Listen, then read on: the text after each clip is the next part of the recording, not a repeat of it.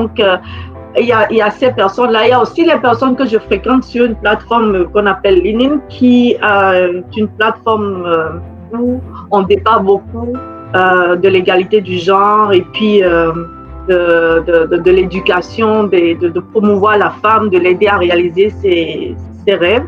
Et je vais dire que beaucoup d'entre elles ont été des personnes qui, de loin, ont influencé aussi qui je suis aujourd'hui en train de vous parler beaucoup. Et même, je vais vous dire, quand vous êtes entouré de personnes pareilles, naturellement, vos rêves, vos désirs reviennent. Et vous dites, bon, elle le fait. Elle n'est pas connue, elle est toute simple, ça petit dit, mais elle le fait, elle avance. Et pourquoi pas moi? Pourquoi pas moi? Donc, tu poses la première pierre, la deuxième pierre, mais tu continues pas à la regarder, pas à l'observer. Et tu fais ce qu'elle fait. Elle parle comme ça, ok, tu essaies de parler aussi pareil, mais tout en ajustant ce que tu dis à ton milieu et tout le reste. Et tu suis, et puis petit à petit, tu te bâtis. Donc, il y a beaucoup de personnes qui m'ont influencé, tout le monde, y compris Nina qui est en ligne, il y a Yodele, il y a Janice aussi. Tout le monde m'influence. Et je prends un peu de tout le monde et je bâtis ma sauce avec pour pouvoir faire ce que j'ai à faire. Maintenant, qu'est-ce que je dis à ces filles qui sont ou qui me regardent ou qui se cherchent encore ou qui ont ce problème, qui aimeraient percer et puis faire ce qu'il y a à faire ou être leader? Je vais leur dire, et qui ne peuvent pas s'entourer ou qui n'ont pas des personnes positives autour ou bien des modèles. Je vais leur dire une chose. Ton rêve, déjà, peut te servir de modèle. Parce que quand tu rêves d'avoir une vie X, de l'argent X, tout le reste, quand tu imagines, ça te donne le boost. Même si tu es à terre parfois, de poser au moins la petite pierre qu'il faut. Et petit à petit, tu le fais. C'est difficile. Il y a beaucoup de choses qui arrivent et puis on est dedans, on est déprimé, on a plein de choses. Ça ne va pas, on se pose des questions, on va y arriver. Nous ne sommes pas pareils. Et être un leader ne veut pas forcément dire que tu es devant la scène. Tu peux être derrière la scène et être un leader. Et d'ailleurs, même les meilleurs leaders sont souvent derrière. Après, ils sont dans le bac et ils tirent la ficelle. Et toi, tu n'es juste, toi qui es devant et qu'on t'appelle leader, là, ce sont ceux qui tirent les ficelles. Et tu es carrément une marionnette parce que tu ne peux rien faire sans eux derrière. Donc, je vais leur dire surtout, ne soyez pas découragés. Tout le monde peut être un leader pour toi. Tout le monde, tu peux apprendre de tout le monde. Maintenant, c'est comme l'a dit Janice, il faut avoir une vision. Et pour avoir une vision, il faut avoir un rêve. Il faut savoir ce que l'on veut, qui on est.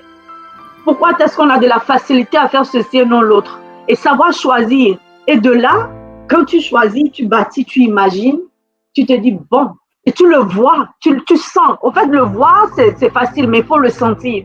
Et c'est ce sentiment, ce feeling que tu as qui te pousse. Des fois, tu es au lit, tu ne veux pas te lever, le temps est gris, parce que je parle d'ici. Tu tournes en rond, tu es énervé, mais tu fermes les yeux. Du coup, tu te souviens que tu as un rêve. Ah, tu soupires, tu te dis, mais je peux le faire. Hier, j'ai regardé la télévision et le journaliste disait ceci. Non, la madame là, à qui on a parlé, elle a dit ceci. Non, j'ai vu ma fille, elle a fait un geste. Non, j'ai appris quelque chose par hasard. Ou non, j'ai lu quelque chose. Ou non, j'ai vu quelque chose sur Internet, n'importe quoi. Et tu dis, non, je peux le faire. Donc, ne pas attendre d'avoir un modèle. Tu peux être un modèle, c'est-à-dire se bâtir soi-même pour aider les autres si c'est possible. Si ce n'est pas possible, n'attendre personne. Parce que dans le monde dans lequel nous sommes aujourd'hui, si tu attends quelqu'un, tu vas vieillir. Et surtout, ne pas dire que tu le fais pour quelqu'un. Il faut le faire pour soi. Parce qu'on dit souvent qu'il faut balayer chez soi avant de regarder, ou c'est pas moi. Whatever, il faut que tu sois toi, que tu te bâtisses, que tu sois ton propre modèle. C'est un peu comme tu vas à la cuisine, tu fais la sauce. Je donne souvent des exemples comme ça parce que c'est beaucoup plus facile aux gens de se connecter, de voir un peu plus ce qu'on dit. Tu vas à la cuisine, tu fais ta sauce. Toi-même, tu ne peux pas manger la sauce. Est-ce que ça, c'est bon, ça? Non. Quand tu fais quelque chose, il faut que tu le fasses pour toi. Tu fais ta cuisine, c'est pour toi. Même si tu dois nourrir ta famille, tes amis, tes enfants, la famille, tu le fais. Tu manges. Ça, c'est bon, mon Dieu.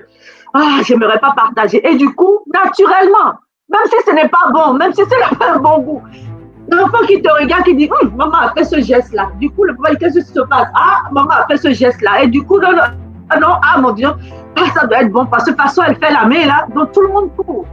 Et déjà, tout se passe dans la tête. Du coup, devant la bouffe, oh, même toi, là, après, tu dis, un peu salé, mais c'est pas grave, mais c'est bon. Mais les autres ne te regardent plus ça, puisque tu as déjà influencé leur façon de boire ou d'entendre, ou déjà le goût est là. Donc, moi, franchement, ça c'est bon aujourd'hui. C'est comme ça qu'il faut faire. Ne pas faire quelque chose pour quelqu'un. Parce que pourquoi tu le fais? Tu vas disparaître. Fais-le pour toi. Tu es venu toute seule sur cette terre. À moins que vous soyez des jumeaux. Même si vous êtes jumeaux, vous êtes venus chacun sur la terre, pas des siamois. Donc, tu dois te mettre au centre de l'action toi-même. Tu dois te mettre au centre de l'action. Tu dois tout faire pour te plaire. Parce que en focusant sur toi, naturellement, sans un mot, sans un clin d'œil, tu vas naturellement influencer le monde. Naturellement. On dit souvent, je m'excuse, je ne veux pas mélanger la religion ici, mais on dit souvent que quelqu'un va à l'église tous les jours et tu reviens toujours maussade. Est-ce que tu penses que ton voisin qui te voit aller à l'église tous les jours, revenir maussade, va vouloir te suivre? Non. Par contre, si tu vas à l'église et tu reviens et tu es tout le temps content, joyeux, et on te pose la question, toi tu es souvent content, qu'est-ce qui se passe? Ah non, moi je vais à l'église, je prie, je travaille, ah oui, et puis tu montres cet engouement, cette joie, mais tu sais, tu la vis personnellement. Ils vont te suivre. Ça, ce n'est pas tout c'est de l'influence, c'est aussi du leadership, parce qu'on définit le leadership par quoi? Par de l'influence. Tu influences un individu ou un groupe d'individus. C'est comme ça. Donc, tout doit commencer par soi-même.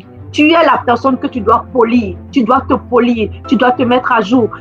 Et en faisant ça, tu focuses sur toi. Tu n'as pas le temps de critiquer ni de parler. Et c'est sûr qu'il y a des coups. Et c'est sûr, tu vas tomber. Mais il faut te relever. À un moment donné, tu vas tomber. Tu vas tomber. Mais tu vas prendre le temps de digérer cette chute et d'apprendre pourquoi suis-je tombée. Qu'est-ce que j'ai fait de mal? Pourquoi? C'est tout ça. C'est pour ça que j'adore l'analyse. Dans cette vie, si tu prends le temps d'analyser et de mettre les dots, tu trouveras la solution de façon extraordinaire. Quelque chose, ça vient naturellement, tu vois, tu te relèves et tu continues. C'est ça. Merci Sylvie, nous avons compris l'importance de l'analyse, l'importance de travailler sur soi continuellement. L'importance aussi de ce qu'on appelle l'intelligence émotionnelle, c'est-à-dire à la fois l'audace, le courage, la persévérance, la résilience, etc. Il y a un obstacle dont on entend souvent parler lorsque je discute avec beaucoup de jeunes femmes, de jeunes professionnels ou de jeunes femmes autonomes qui se lancent dans leurs propres affaires. Et il se pose souvent chez elles, ce qu'elles me disent en tout cas, la question d'un côté, le leadership au sens de la carrière, de ses affaires, de développer son business, d'aller le plus loin possible dans sa carrière, dans son cheminement professionnel. Et de l'autre côté, la vie de famille. La vie de famille qu'on veut fonder ou qu'on a commencé à fonder déjà. Comment allier les deux? Parce que c'est un obstacle souvent que beaucoup de femmes rencontrent. Oui, au fait, la conciliation famille-travail, c'est de ça que vous parlez. Oui, mais il semble que ce soit plus important pour les femmes encore que pour les hommes. Bon, ce que je vais dire, chaque personne a sa vie et chaque personne a sa situation. Dans mon cas, moi, ça a été complètement différent. Au départ, je ne pensais pas à un truc de leadership, rien. Je devais survivre dans un monde, je devais survivre au Québec. Donc, je n'avais pas le temps de penser à ci ou à ça. J'ai eu des enfants très tôt. Je me suis mariée très tôt. J'ai pensé seulement à nourrir mes enfants. C'est après, quand mes enfants ont grandi, ont atteint un certain âge, que j'ai eu maintenant la liberté nécessaire pour dire, bon, mais il est temps que maman pense à elle. Parce que j'ai fini mon travail. C'est un peu comme un travail professionnel. J'ai fini. Je leur ai donné assez d'informations. Ils peuvent maintenant se débrouiller pendant que j'ai quand même un œil sur eux. et je vais penser à moi. Donc, ça, c'est une autre façon. Maintenant, pendant, bien sûr, ce moment, si on veut, en parenthèse, parler de conciliation, travail et tout, ça a été difficile parce qu'en ce moment-là, j'essayais même d'aller aussi prendre des cours à l'HEC. Je devais m'occuper de mes enfants, je devais aller travailler. Donc, c'était 3 choses. Et comme d'habitude, les hommes, vous n'êtes jamais wrong. Vous êtes toujours partis et parce que vous avez été éduqués comme ça, parce que c'est une histoire qui date, qui est vieux comme le monde, nous autres avons été aussi éduqués pareil. Les hommes, c'est les hommes. Non, on vous laisse faire et puis bon, viens m'aider. Ah oui, ok, bon, quand tu veux pas, je le fais parce que j'ai pas le temps, je dois avancer. Donc, on fait ce qu'on a à faire pour avancer. Dans ce cas, je vais dire, ça dépend des situations. Je ne pourrais pas parler pour d'autres, je parle pour moi et je ne pourrais pas vraiment dire qu'en général, tout le monde commence par avoir une carrière et puis après les enfants. Non, moi j'ai commencé autrement. J'ai fait ça autrement. J'y pensais même pas, c'est quelque chose qui est arrivé naturellement. Donc par la force des choses. Maintenant, quand on parle de leadership et du coup de conciliation, travail et tout, là où je suis rendue, je n'ai plus ce problème. Parce que tout le monde est grand, j'ai le temps pour m'occuper de moi-même. Et comme je vous ai dit, le leadership, ce n'est pas, comment je vais dire, c'est un don de soi naturellement. Et surtout que tu ne le fais pas pour le monde, tu le fais pour toi. Et tu fais ce que tu as à faire. Si le monde veut te suivre, tant mieux. Là, tu es étonné. La raison pour laquelle j'ai posé la question à Janice ce matin, pourquoi m'as-tu invité? Et elle m'a expliqué. J'ai dit, OK, bon, donc ça voudrait dire que ce que je fais, il y a du monde qui me regarde, qui m'observe et ça les intéresse. Donc, je fais quelque chose de bon. Donc, à la fin, la conciliation famille-travail est, je vais dire, peut-être subjective. Ça dépend des cas. Dans mon cas à moi, comme je l'ai dit, c'est seulement maintenant que je prends soin de moi et de ma carrière. Au départ, ce n'était pas ça. Donc, je vais laisser ça court comme ça. C'est une question assez difficile dans le sens qu'il n'y a pas une solution pour tout le monde. C'est une solution que tout le monde, chaque personne, dépendamment de sa situation, de ses rêves, de sa priorité, pourra, comment je vais dire, trouver une solution, bien trouver la meilleure façon pour concilier tout cela. Donc, c'est un choix, une entente. Si tu vis seul, c'est un choix. Et si tu vis seul et que tu as, je vais dire, un rêve, c'est à toi c'est une question de priorité, de voir comment tu vas balancer cela et dans quelle situation tu es une fois de plus pour pouvoir balancer tout cela. Donc, ça dépend. Dans mon cas, au départ, ça a été difficile et voilà. Mais c'est ça. OK. Merci beaucoup, Sylvie. Monsieur Bertrand, maintenant tu me poses la question. Est-ce que toi, tu aides? Je ne connais pas ta situation. Comment ça s'est passé si tu es marié? Très bonne question, Sylvie. Je suis marié, j'ai des enfants. Comme toi, ce n'est pas toujours facile. Elles sont encore quand même assez jeunes, là. De 4 ans à presque 13 ans, c'est relativement jeune. Mais je fais ce que j'ai à faire. À la fois comme père, comme époux, comme père, et puis comme professionnel et entrepreneur. Okay. Mais il y a des moments qui représentent de vrais défis, en effet. Okay. Tout à fait. Donc tu vois qu'il n'y a pas une solution one size fit all. Il n'y en a pas. Ça dépend des situations. Sûrement que ta femme a des rêves, ou bien elle n'a pas de rêve. Ça dépend. Je ne sais pas. Est-ce qu'elle arrive à concilier parce que peut-être tu lui donnes un coup de main, ou bien il y a les nounous. Il y a plein de choses qu'on prend en compte. C'est la même. Si elle veut aller faire une carrière, es-tu prête plutôt à garder les enfants, à jouer son rôle près des enfants? Donc c'est tout un choix. Donc ça dépend. C'est qu'est-ce que tu veux? Tu veux te marier? Bon, tu te maries. Mais sache que le mariage, c'est pas une journée. En tout cas, tant qu'il n'y a pas de divorce, c'est une question de vie. Et ce n'est pas tout le temps rose. Hein? Il y a des hauts, il y a des bas. Et il faut s'ajuster, il faut accepter. Donc il y a ça. Maintenant, tu veux des enfants ou tu veux aller travailler? Ça, c'est moi, ça. Alors, tu fais une chose à la fois. Moi, j'ai pas pensé un jour, en tout cas, back then, j'ai pas pensé que je serais ici en train de parler de leadership Non, j'ai pas pensé à ça. J'ai juste commencé comme tout le monde, mariée, avoir des enfants, aller travailler ici, 6 mois là-bas, 3 mois ici, aller étudier, et on combine ça et ça. Mais quand les enfants grandissent, et ils n'ont pas ton temps, ils veulent sortir, ils veulent aller faire leur vie. À partir de ce moment-là, il faut maintenant que tu penses à toi. Donc moi, dans mon cas, je vais dire que le fait que j'ai même eu des enfants plus tôt et qui ont grandi un peu avec moi fait que j'ai encore cette force et cette jeunesse pour pouvoir aller bâtir ma carrière et jouir de la vie. Donc ça dépend. Faut pas que du jour au lendemain, tu te lèves et tu dis, oh, je veux une carrière au moment où tu as des enfants. Come on. En tout cas, ça, c'est mon point de vue. Il faut savoir choisir et puis prioriser les choses. C'est simple. Merci beaucoup, Bertrand. Est-ce que tu es en train de dire qu'on ne peut pas bâtir une carrière avec des enfants? Tu es en train de dire que c'est impossible, là? Non. On peut bâtir une carrière avec des enfants quand on a un homme ou une personne ou quelqu'un qui peut s'occuper des enfants ou bien jouer le rôle de mère que tu devrais jouer auprès de tes enfants. Je prends le cas de Pauline Marois. Vous êtes au Québec. Toi, tu es au Québec. Je ne sais pas si tu connais Pauline Marois. Elle a occupé plein de postes ministériels et elle a failli être même le premier ministre du Québec. Je pense qu'elle a été pointée. Elle a été quelques mois. Elle a été quelques mois. Oui. Demande-moi qui s'occupait de ses enfants. Elle avait une nounou qui jouait son rôle parce que quand elle partait, elle pouvait partir pour toute une journée. Donc, c'est une question de compréhension et d'entente. Tu peux faire les deux à la fois si tu en as les moyens. Si tu fais confiance que ton arrière est gardé et que tu peux t'en aller sans penser derrière. OK?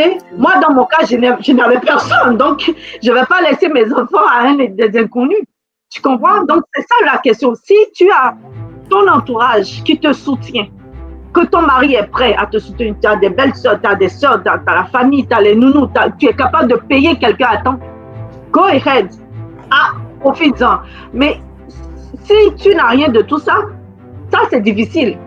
Ça c'est vraiment difficile. Soit tu rates l'éducation de tes enfants et tu leur donnes tout. Et après, ce sont tes enfants qui vont te dire, oui, maman, quand je dormais, je te cherchais, je ne t'ai pas vu. J'ai fait un cauchemar, je ne t'ai pas vu. Je voulais te parler, je ne t'ai pas vu. J'ai fait un truc au secondaire, je ne t'ai pas vu. Et là, ça commence à te culpabiliser. Mais finalement, qu'est-ce que tu veux? Tu as une carrière, tu as de l'argent, tu es leader, tout le monde te regarde. Et à la maison, ce n'est pas la joie. Ça, on ne peut pas tout avoir dans la vie, mais on peut balancer et avoir tout dans la vie. Wow, tu finis sur une belle phrase. On est bientôt à la fin, mais on a une question d'une internaute qui pose la question. Mais une femme qui a trop de pouvoir n'émascule pas son homme? Ou bien... Ok. Comment justement ne pas tomber, parce qu'on entend souvent des rumeurs, et souvent cette culture avec laquelle nous avons grandi, qui dit que quand la femme peut-être gagne plus que l'homme, ou bien quand elle a un poste supérieur à l'homme, elle vient à émasculer l'homme ou elle vient à le marcher dessus, ou bien lui-même, il a peur. Comment éviter justement, parce qu'il y a quand même une limite, éviter justement en maintenir son vrai leadership en tant que femme au foyer et ne pas déranger ou bousculer cela? Une fois de plus, cela revient à l'éducation, à la culture. C'est pour ça qu'il faut faire attention avec tout ce qu'on fait avec son enfant ou ses enfants à la maison. Si tu les éduques bien, le jour où ils grandiront et qu'ils se marieront, eh bien, ils vont être bien contents d'avoir une femme ou un homme qui rapporte de l'argent. Dans le cas où c'est la femme qui rapporte plus, tant mieux. Tu dois être heureux. Ma femme, écoute, elle rapporte. Je ne rapporte pas autant, mais elle rapporte et je la soutiens. Qu'est-ce qu'il y a de mal là-dedans? Il n'y a rien de mal. Absolument pas. Nous ne sommes plus je sais pas moi, à l'ère, je sais pas moi, au 15e siècle, ou je sais pas. On est là où on est là. L'homme ne doit pas être gêné. Au contraire, il doit être fier. Il doit être fier et s'en vanter. Parce que la preuve est que ma femme en apporte et je suis fière. À la fin de la journée, c'est une question d'éducation. Nous sommes des humains, ça c'est clair. Nous avons des feelings. Elle apporte et puis du coup, on est automatiquement gêné et tout. On ne veut pas faire ci. Tout ça, c'est naturel parce qu'on est humain. Mais on ne devrait pas les utiliser pour, comment on dit, on ne devrait pas l'utiliser comme une arme de destruction. Parce que nous aspirons tous à la paix, à l'égalité.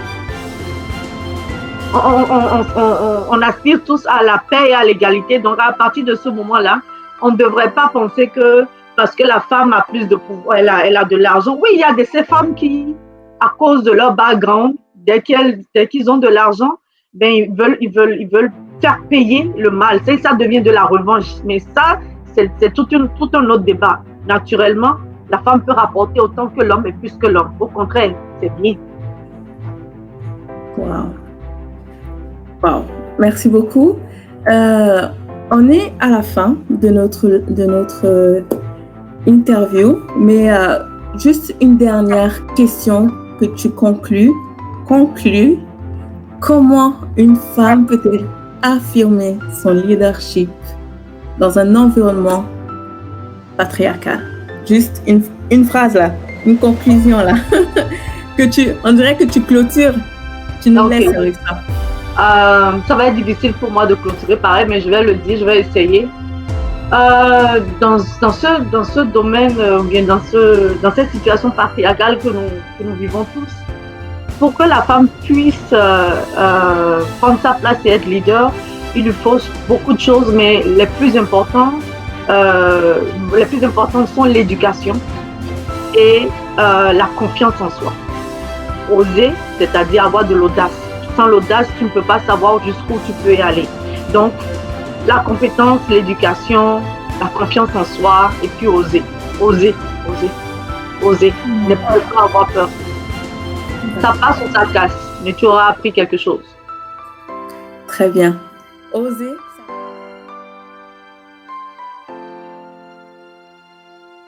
Si vous voulez obtenir ou récolter, vous devez semer. Et semer, on ne sait jamais combien de temps ça peut prendre, mais on sait par contre que ça demande du temps et ça demande des efforts. Et tout ça, c'est ce qu'on appelle faire des sacrifices. Donc oui, effectivement, si j'avais pas d'enfant, j'aurais certainement été beaucoup plus rapide dans l'exécution, mais peut-être pas non plus. Il y a des gens qui n'ont pas d'enfants, mais qui se donnent tellement d'excuses qui finissent par ne rien exécuter. Moi, je pense que la clé pour arriver à atteindre ces objectifs, c'est la capacité que chacune d'entre nous, je dis chacune parce que bon, j'imagine que la majorité qui nous écoute sont des femmes, la capacité au changement, la capacité à s'adapter à des nouvelles réalités, ça demande énormément d'énergie. Tout à fait. Déjà, apprendre des nouvelles notions, ça demande de l'énergie. Mais changer des habitudes, ça demande 3 fois plus d'énergie. Avec des enfants, vous imaginez ce que ça prend. Mais tout est une question de ce que vous voulez et du niveau comment dirais-je, j'oublie le mot. Quand vous êtes entêté, obsédé par quelque chose, là, c'est comme ça que ça se matérialise. Détermination. La détermination, mais l'obsession. C'est-à-dire que vous avez une vision et vous êtes tellement clair dans la vision que vous avez et du chemin que vous devez prendre. Ça ne veut pas dire être fermé aux opportunités, mais vous savez tellement ce que vous voulez que ça finit par se matérialiser. Et vous faites fi des sacrifices parce que vous savez pertinemment que ça fait partie du process. Donc voilà, donc ça ne veut rien dire enfant ou pas enfant. Personnellement, moi je continue à rester très focus sur ce que je veux. Très bien. Il y a Immigration Entrepreneuriat qui dit la résilience. Oui. Tout à fait aussi, il faut faire preuve aussi de résilience. Ça, ce sont des choses aussi d'humilité, de vulnérabilité. Moi, quand ça ne va pas, je le dis. Moi, je m'assume à 100%, mes forces et mes faiblesses. Ah, totalement. C'est ce qui me permet d'avancer. Oui, tout à fait. J'apprécie beaucoup ce que tu dis. J'aime beaucoup. Mais je vais laisser Immigration Entrepreneuriat parce que je pense qu'il y a beaucoup de questions pour toi. J'ai cru entendre que vous avez 3 enfants. Quels sont les enjeux en tant qu'entrepreneur et maman? Également, comment arrivez-vous à vous organiser? Votre mari est-il entrepreneur? Sinon, comment arrive-t-il à vous soutenir? Il est en devenir, il est entre les deux vies. J'ai un mari qui est exceptionnel. Donc, je pense qu'il doit m'écouter là. Je sais pas, Armel, si tu m'écoutes. Non, sans lui, et je parle avec tellement d'émotion. Ouais. Ça se voit dans tes yeux.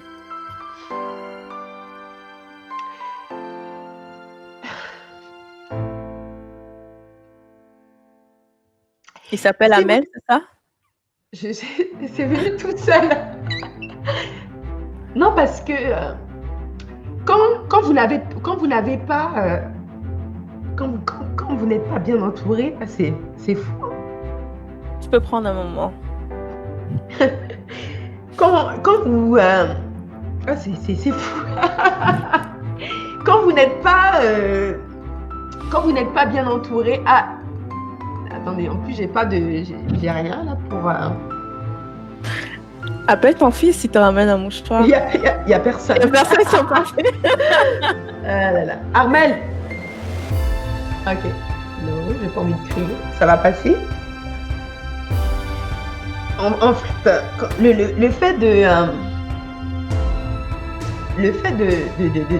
verser quelques larmes, en fait, c'est vraiment pour vous montrer à quel point si vous n'êtes pas entouré de gens, moi je parle de mon conjoint, mais ça peut être d'une amie, ça peut être d'un parent, d'une mère ou d'un père qui vous soutient et qui accepte de se sacrifier pour vous laisser justement vous épanouir, vous ne réussissez pas, tout simplement. C'est sûr et certain que il y a la détermination que chacun a à vouloir s'accomplir en tant qu'humain, parce que l'être humain a besoin de s'accomplir pour justement s'épanouir. Ça fait partie du process.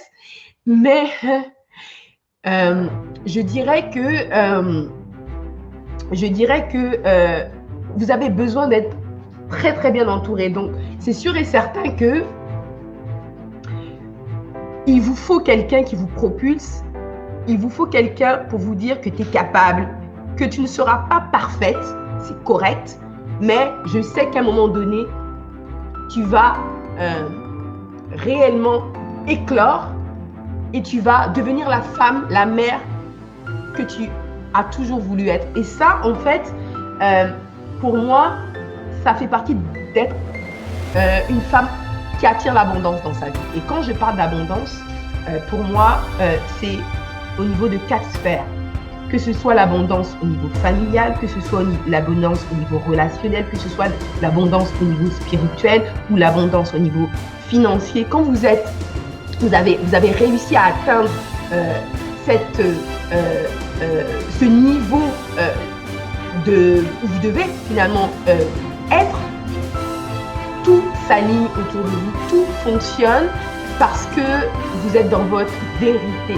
Personne ne vous a dit quoi faire. Vous avez vous-même décidé de la personne que vous voulez être et vous avez autour de vous des gens qui vous propulsent vers cet élan-là, en fait. Ok. Quand tu parles d'abondance, tu parles d'équilibre, c'est ça? D'équilibre dans la vie, tout simplement, parce que vous ne pouvez pas être équilibré dans une sphère au détriment d'une autre. Tout est une question, en fait, d'équilibre. C'est sûr que des fois, ça va toujours être mieux dans une sphère que dans une autre, mais à un moment donné, vous devez trouver cet équilibre-là, ou en tout cas être entouré par des gens qui vous permettent de rétablir cet équilibre-là, en fait. Je comprends. L'importance de bien s'entourer. Exactement. Il y a Sylvie Dan que je salue également qui dit cette question, le mot-clé, choix. Cela rejoint une peur, ce que je disais. Je pense qu'elle parle du choix du conjoint qui est important. Et Immigration Entrepreneuriat qui dit Madame Adetola, je comprends cette larme versée pour votre mari. C'est la preuve qu'il a un impact positif dans votre vie. Ah, c'est gentil. Est-ce qu'on peut savoir quel est le prénom de... Je ne sais pas si c'est l'homme que je vois dans le carré là. C'est lui? C'est lui. Comment il s'appelle? Il s'appelle Stéphane. Bon, merci beaucoup Stéphane, ça me touche énormément. Oui, il a énormément d'impact et on se pousse, on partage les mêmes valeurs. j'ai la chance, j'ai la chance d'avoir quelqu'un de bien. C'est quelqu'un de bien et oui, il a beaucoup d'impact. Et je ne m'attendais pas à verser cette larme, mais ça prouve encore une fois qu'il y a des gens qui ont de l'impact et vous devez être reconnaissant par rapport à l'impact qu'ils ont dans votre vie. C'est important de le souligner. Tout à fait. Tout à fait. Le mot choix? Oui. Ok. C'est ça. Elle a modifié sa phrase et voulait dire « Ah, cette question revient. Le mot-clé, choix ». Cela rejoint un peu ce qu'elle disait parce qu'elle est passée sur ma chaîne il y a 2 semaines et elle parlait vraiment du choix du partenaire, du choix d'être bien entouré, du choix de tout cela. Exact. J'ai beaucoup de commentaires. Il y a Dato qui est là, qui t'a dit c'est plus difficile mais pas impossible. Et Cathy Noll qui dit nous avons la chance d'être bien entourés en tant que lady entrepreneur. Et Cathy que je salue aussi et que j'apprécie énormément parce que voilà, je pense qu'à un moment donné, elle a également aussi 3 enfants, mais elle se bat, elle fonce et elle a la tête sur les épaules et j'apprécie ce genre de femme, vraiment. Donc continue Cathy à nous inspirer aussi. Bonjour Cathy, je te salue également. En fait Flore, parce que c'est de son vrai prénom Flore. Hein. Bonjour Flore, on te salue également. On va poursuivre avec les questions. Un petit moment d'émotion. T'as failli me faire pleurer aussi à Adito là. Oh. Écoute, franchement là je m'étonne, mais sérieusement, mais je deviens tellement sensible avec l'âge, c'est incroyable. Non, c'est pas toi, c'est mon émission qui fait ça. Ah, beaucoup de femmes qui passent pleurs. Moi, je me suis toujours posé la question, tu sais, les émissions à l'américaine, là, tu vois, les femmes, elles sont, à un moment donné, pouf, les larmes. J'ai dit, mais vous aussi, vous exagérez. C'est moi qui fais ça. J'ai dit, c'est pas possible. J'ai vu, là, aujourd'hui, l'effet des émissions. Donc, toi, c'est quelque chose, hein. C'est moi qui fais ça. C'est quelque chose. On va poursuivre les questions. Bon, je vais mettre place en priorité aux commentaires. Ça veut dire qu'ils ont vraiment hâte d'entendre ce que tu dis. Et ensuite, on pourra poursuivre. Donc, Stéphane qui rajoute néanmoins, je continue à me poser cette question. Si l'époux et l'épouse veulent s'accomplir dans l'entrepreneuriat et ont déjà des enfants, ne pensez-vous pas qu'il peut y avoir conflit d'intérêts? Ou comment justement trouver cet équilibre-là? Par exemple, si tu peux nous inspirer. C'est une excellente question. Stéphane, c'est ça? C'est ça. C'est une excellente question, Stéphane. Je pense que réellement, déjà, il faut que les 2 conjoints n'aient aucun complexe, que ce soit d'infériorité, de supériorité, que vous voyez sur le même niveau d'égalité. Ok? Pourquoi je dis ça? Parce que si vous avez des complexes et qu'à un moment donné, vous voyez que votre femme n'est pas là parce qu'elle doit s'absenter, elle a un rendez-vous d'affaires ou elle a du réseautage d'affaires à faire, ou bien elle est toujours en train de travailler alors que lui, il est en train de s'occuper des enfants, ça peut créer des conflits. Mais quand vous savez pourquoi vous faites ça, parce que vous avez une vision commune, vous savez que vous regardez tous les 2 dans la même direction, vous parlez entre vous, vous voulez vous encourager parce que vous savez que vous avez besoin de l'énergie de chacun pour vraiment atteindre ce but qui est commun, en fait. Et c'est la raison pour laquelle ma mère a souvent l'habitude de dire, quand on est en couple, le couple, c'est avant tout des partenaires de vie. Ce sont des partenaires. Pourquoi? Parce que vous allez vivre des moments difficiles. Ça fait partie de la vie. Rien n'est rose, hein? On s'entend, sinon on n'appellerait pas ça la vie. Mais à un moment donné, vous devez revenir. Vous voyez, vous devez vous rappeler du pourquoi vous faites ça. Parce qu'à un moment donné, il faut revenir à l'essentiel. Vous n'avez pas de temps à perdre. Il y a beaucoup de choses sur lesquelles nous, on argumentait, on se prenait la tête. On ne le fait plus parce que le temps est court. Le temps, c'est une valeur qui n'est pas...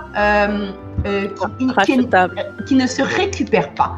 Et quand vous avez des objectifs et vous savez que vous voulez vous épanouir et être heureux, parce que pourquoi on fait tout ça? Pourquoi on essaie de s'accomplir, parce qu'on veut être épanoui tout simplement. Tout le monde accède au bonheur. Donc, à un moment donné, vous devez savoir qu'est-ce qui vous rend heureux. Donc, moi, je sais ce qui rend heureux mon mari. Il sait ce qui me rend heureux. Je le pousse vers cela. Il me pousse aussi vers des projets qui me rendent heureuse. Et du coup, chacun a envie finalement d'apporter cette énergie dont a besoin l'autre. Donc, ça prend énormément de communication et aussi de maturité.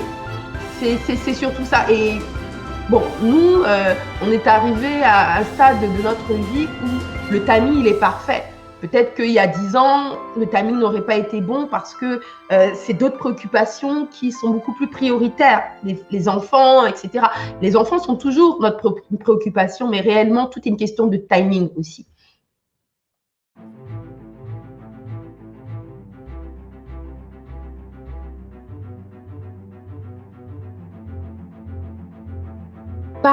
Se pardonner à soi, mais ici, avant tout, c'est de pardonner aux parents ou à la personne qui a fait vivre cette blessure-là. Pardonner, pourquoi? Pardonner, ça ne veut pas forcément dire que on est d'accord. Pardonner, ça veut dire qu'on prend conscience que ce parent-là a fait ce qu'il savait et qu'il a fait ce qu'il pouvait avec ce qu'il savait et que ce n'est pas toujours évident.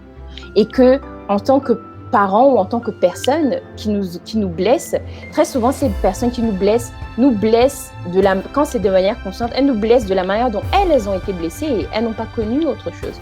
Donc pardonner parce que c'est comme ça que tu arriveras à passer au-delà. Voilà, c'est comme ça que tu arriveras à passer au-delà et que c'est comme ça que tu arriveras à te pardonner toi-même. Parce que ce qui se passe souvent, c'est qu'on refait vivre à notre entourage ou aux personnes qu'on aime ces mêmes blessures-là qu'on a vécues. C'est se pardonner d'avoir peut-être eu les mêmes comportements et tout simplement se pardonner parce que c'est la seule manière de passer à l'étape au-dessus. Ça ne veut pas dire que tu oublies, ça veut tout simplement dire que tu acceptes et que tu gardes, mais tu ne vas pas rester là, tu vas continuer d'avancer. Je peux continuer dans la deuxième partie pour finaliser. Oui, dis-moi.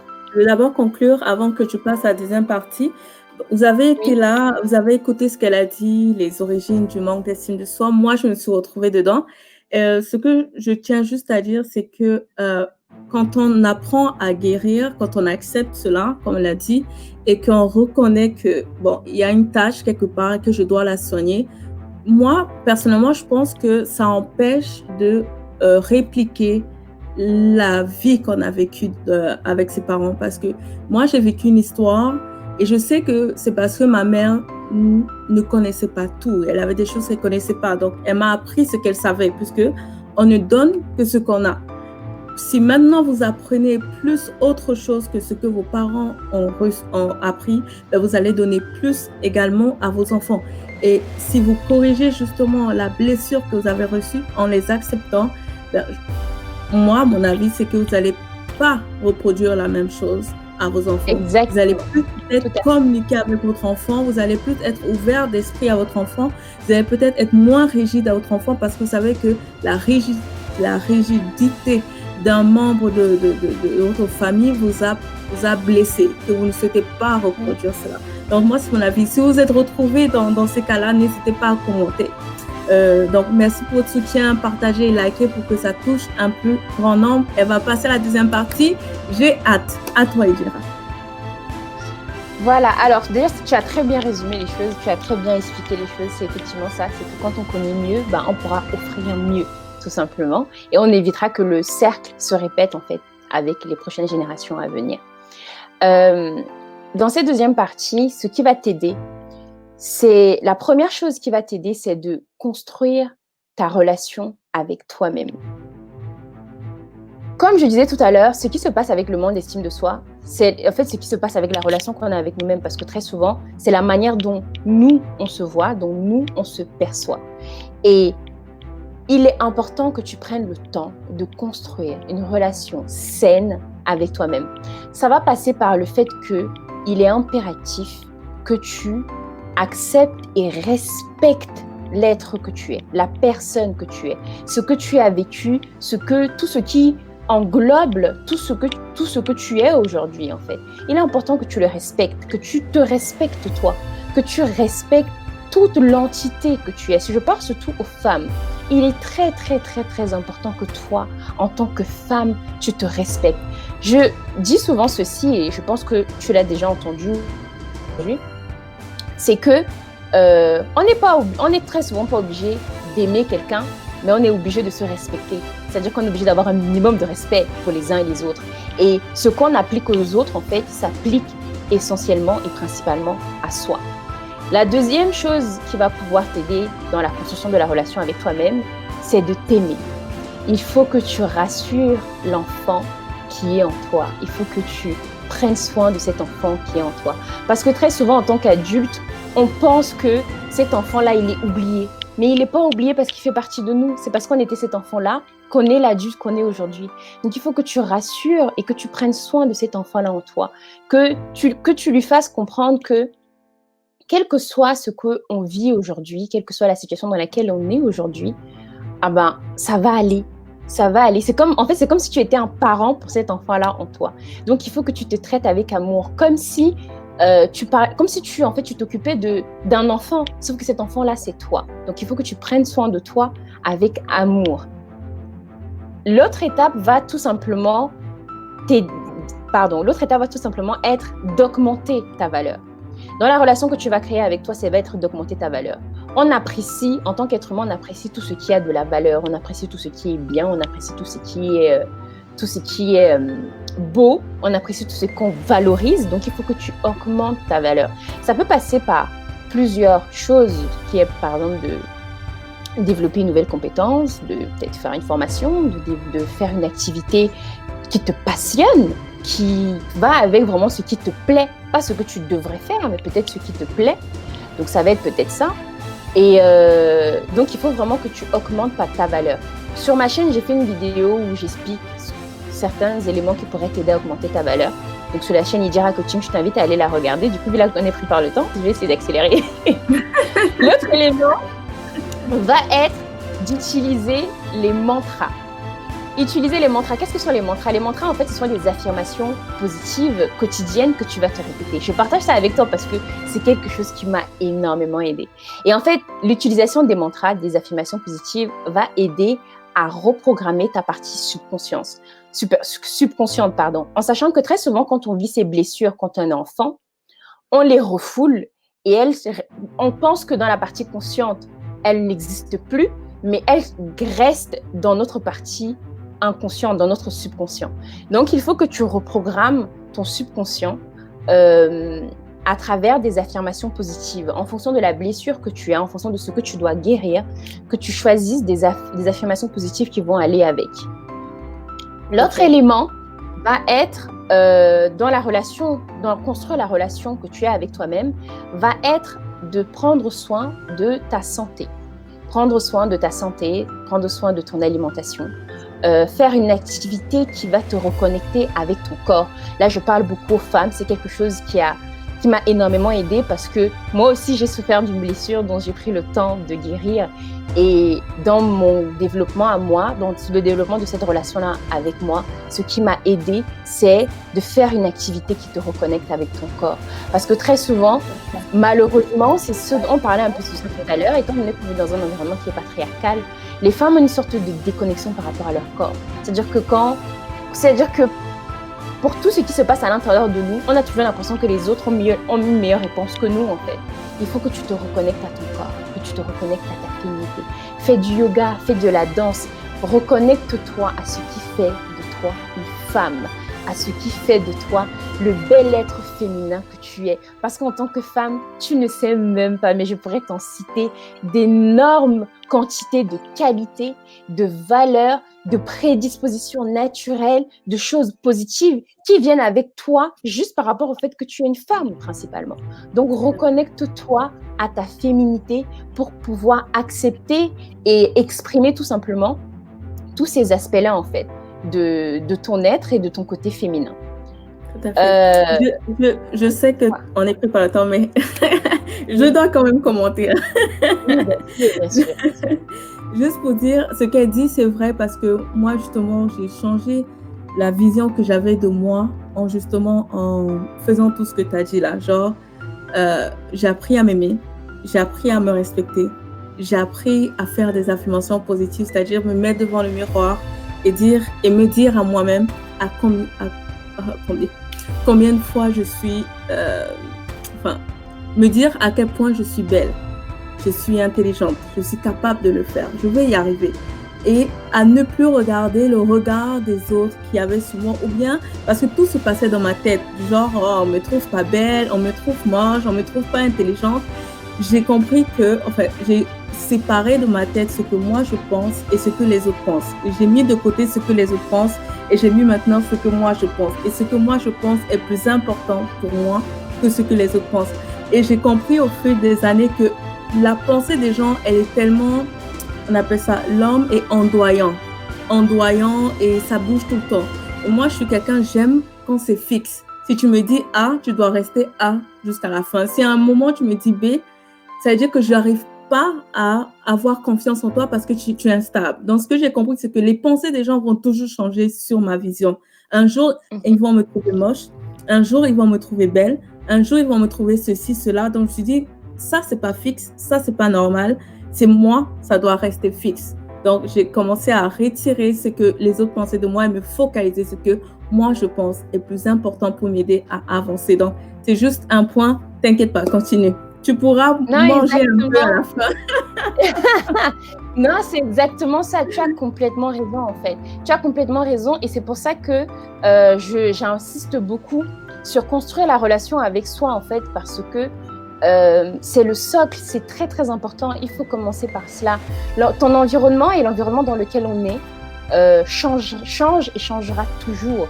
Mais la manière que toi, tu perçois cet environnement-là et donc tu t'adaptes dans cet environnement-là, c'est la manière dont toi, tu es. Et ça sera toujours fixe. C'est la valeur sûre, entre guillemets, j'ai envie de dire. Voilà, c'est ça, en fait. Donc, ce que tu as dit, c'était bien, c'est complètement vrai. Un dernier élément dans construire ta relation avec toi, c'est aussi de te reconnecter à la partie spirituelle. Quelle que soit ta spiritualité, reconnecte-toi à la partie spirituelle de ton être. Tout simplement pour accepter et faire comprendre et être en alignement avec la vie, avec le fait que tu as conscience que au-delà d'être un être humain, tu es un être spirituel. Quelle que soit ta spiritualité, quelle que soit ta religion, c'est une part de notre vie qu'il faut accepter. C'est une part de notre vie qu'il faut embrasser, en fait. Voilà. La dernière partie, et du coup, c'est parfait parce que du coup, je vais dans les 1 heure. On va respecter le temps. On aura même le temps pour les questions. La dernière partie, c'est ensuite du coup de construire ta relation avec le monde. J'insiste vraiment sur cette partie qui vient après, parce qu'elle vient après. Construire ta relation avec le monde ne vient pas et ne vient jamais avant construire ta relation avec toi-même. Parce que c'est toi qui dois impacter ton monde. C'est ce que tu es qui fait en fait qui est les lunettes et le regard que tu vas poser dans le monde qui t'entoure. Donc ensuite, l'élément qui va être important pour toi, qui va t'aider à améliorer ton estime de toi, c'est du coup de construire ta relation avec le monde sur la base de la relation que tu as avec toi-même. Si tu es un être qui te respecte, si tu es une femme qui t'aime, si tu es une femme qui a de la valeur pour elle-même, qui sait qu'elle a de la valeur, si tu es une femme qui prend soin de toi, qui a une bonne alimentation, qui embrasse sa féminité, c'est tout simplement une femme qui saura exiger ça au monde qui l'entoure.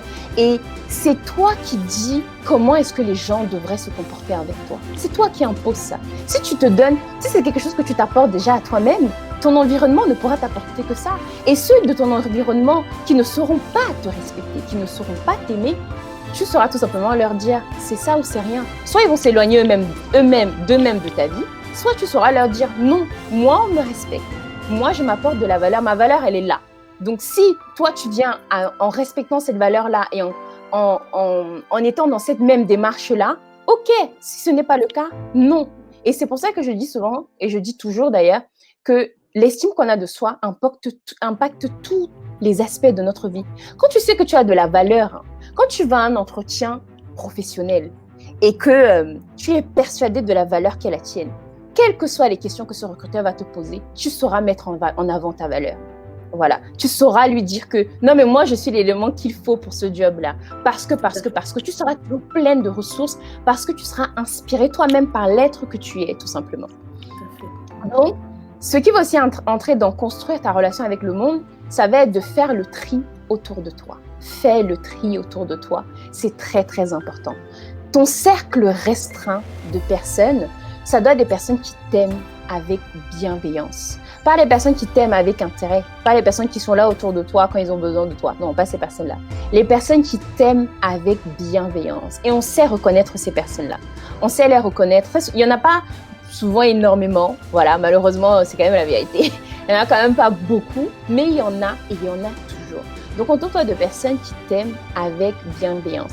Des personnes qui te célèbrent, qui sont fières de toi, qui te disent oui, qui te motivent, qui t'encouragent, tu vas y arriver. Que ce soit par rapport à ton business, que ce soit par rapport à un travail que tu fais sur toi-même parce que tu as peut-être traversé un moment où tu étais en dépression, où tu te sentais pas bien et que là tu te dis allez, je vais y aller. Oui, tu vas voir, il faut des personnes autour de toi qui vont se dire oui, tu vas y arriver, tu peux le faire. Parce qu'en fait, ces personnes-là qui vont toujours voir en toi une valeur, une vraie valeur et qui vont se dire oui, tu es à la hauteur de tout ce que tu veux, tu peux le faire. Donc c'est pour ça que c'est important d'avoir au moins dans son cercle restreint. Après, j'ai envie de dire l'autre cercle, c'est toujours la même démarche, mais ça se fait naturellement. En tout cas, dans ton cercle restreint, les gens avec qui tu passes le plus de temps, les gens avec qui tu échanges le plus, les gens avec qui tu es le plus en connexion, ça doit être des personnes qui t'aiment, des personnes qui te célèbrent, des personnes qui t'encouragent, des personnes qui t'apprennent et des personnes qui t'acceptent tel que tu es. Ce n'est pas le genre de personne qui veut te changer à chaque fois, qui va te dire oui, mais je veux que tu changes comme ça, oui, mais qui sont toujours en train de te dénigrer. Non, ce sont des gens qui doivent t'accepter tel que tu es. Et dans le dernier élément, dans construire ta relation avec le monde, c'est très souvent quand on manque de confiance en soi, on a tendance à du coup dépeindre les situations et la vie, tout ce qui nous entoure, de manière négative en fait. Et ce que je t'invite du coup à faire, c'est de voir la beauté dans le monde, parce qu'il y en a toujours. Moi, ça m'aide énormément, ça me nourrit énormément. Je vis une vie où je mets la gratitude au centre de ma vie et ça aide énormément, c'est ce que je t'invite aussi à faire. Quand tu es reconnaissante de quelque chose, et quand tu es reconnaissante des choses aussi petites soient-elles, c'est ce que la vie te donne encore plus. Ça, c'est la loi de la résonance avec le monde. D'autres diront que c'est le karma, il y a beaucoup d'explications. D'autres diront par rapport aux religions que Dieu te donne ce que tu es. Peu importe. C'est une loi qui est et qui se vérifie.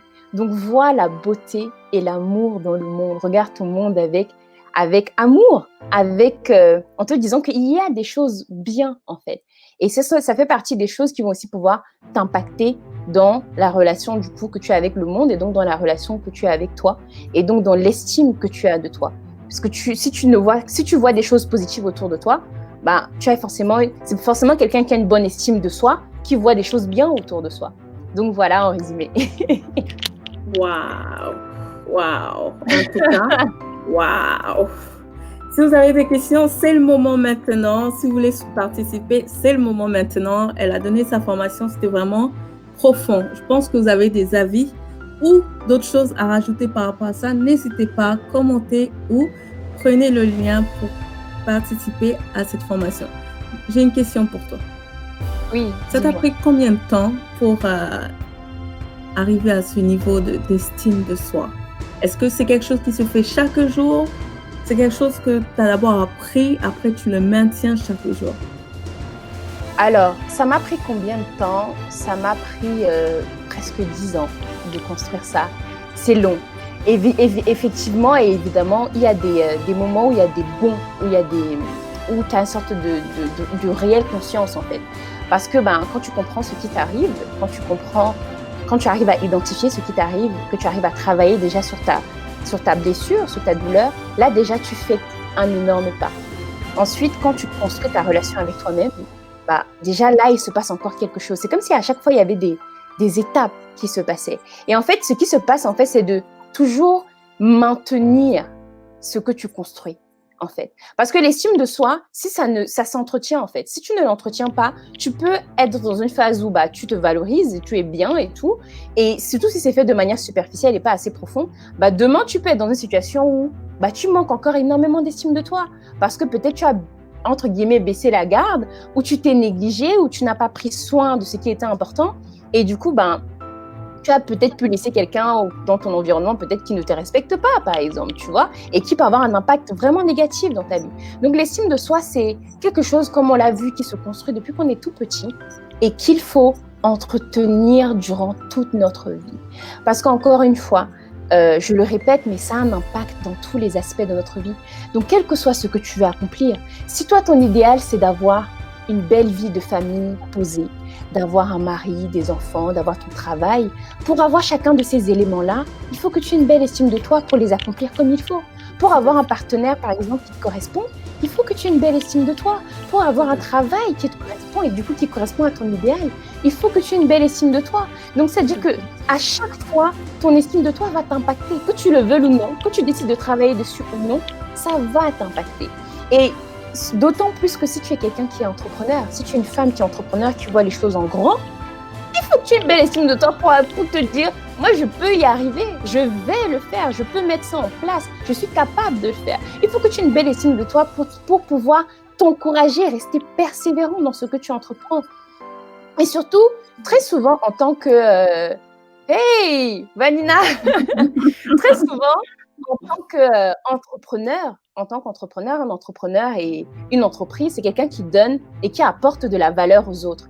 Comment crois-tu que tu seras capable d'apporter de la valeur aux autres, que ce soit même à travers un produit, à travers n'importe quoi, si tu n'as pas d'estime de toi, si tu ne te dis pas que, vas-y, Et tu peux même avoir, on va dire, le produit idéal, en manquant d'estime de toi, tu ne sauras pas le vendre, encore une fois. Donc, ça a toujours un impact, Et il faut être conscient de cela. On a tendance à le négliger, mais il faut être conscient de cela. Très souvent, même quand par exemple, on stagne de manière professionnelle, qu'est-ce qui se passe? C'est parce qu'on arrive à un moment où on n'arrive plus à se dire que, je peux encore aller plus loin, je peux faire mieux. Et on se dit, oui, ça fait un moment, je suis dans cet environnement-là, je ne sais pas quoi faire et tout, voilà, c'est un peu plus trop, mais voilà. Mais c'est parce que tu ne te dis pas, si tu avais une bonne estime de toi, tu te dirais, bon, moi, je peux y arriver, je vais aller où on veut de moi, je vais aller proposer, je vais aller où on respecte ma valeur, je vais aller où on accepte ma valeur, je vais aller où on paye ma valeur à son juste prix. Et c'est ça qui te permet à chaque fois de progresser. Exactement.